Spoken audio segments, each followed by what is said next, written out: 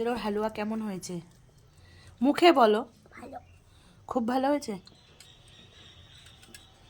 সঙ্গে আজকে গাজরের হালুয়া রেসিপি শেয়ার করব। গাজরটা আগে গ্রেট করে নিয়েছিলাম, তারপরে হলো কড়াইতে ঘি দিয়েছি। ঘি দিয়ে গাজরটাকে ভালো করে ফ্রাই করে নিয়েছি। তারপরে তেজপাতা ফোড়ন দিয়েছিলাম, আর ওই ঘিয়ে কাজু আর কিশমিশটা একটু ফ্রাই করে নিয়েছিলাম। আর এর মধ্যে চিনি অ্যাড করব না, আমি অ্যাড করেছি হলো মিশ্রি। এই দেখো,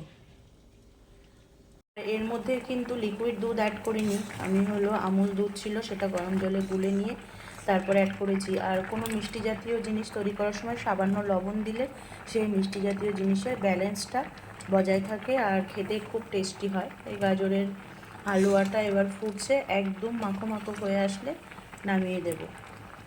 হালুয়াটা আমার একদম রেডি হয়ে গেছে, এরকম দুধ দুধ থাকতে একটু নামিয়ে দেব। তো চলো গাজরের হালুয়াটা নামিয়ে নিই, তারপরে সবাইকে সার্ভ করব, তারপরে ছেলের কাছে শুনবো কেমন হয়েছে। তোমরাও কিন্তু এইভাবে বাড়িতে গাজরের হালুয়া অবশ্যই ট্রাই করতে পারো, দেখবে খুব টেস্টি হবে। আর অবশ্যই কিন্তু এর মধ্যে ব্যালেন্সটা রাখার জন্য লবণ দেবে, না হলে সেই স্বাদটা আসবে না। সামান্য লবণ দেবে, কারণ গাজরটাও মিষ্টি, তো আবার এর মধ্যে মিষ্টি অ্যাড করা হচ্ছে ওই কারণে। দেখো আমার গাজরের হালুয়া রেডি হয়ে গেছে, একটু সামান্য দুধ দুধ রেখেছি। গাজরের হালুয়া কেমন হয়েছে? মুখে বলো। ভালো। খুব ভালো হয়েছে।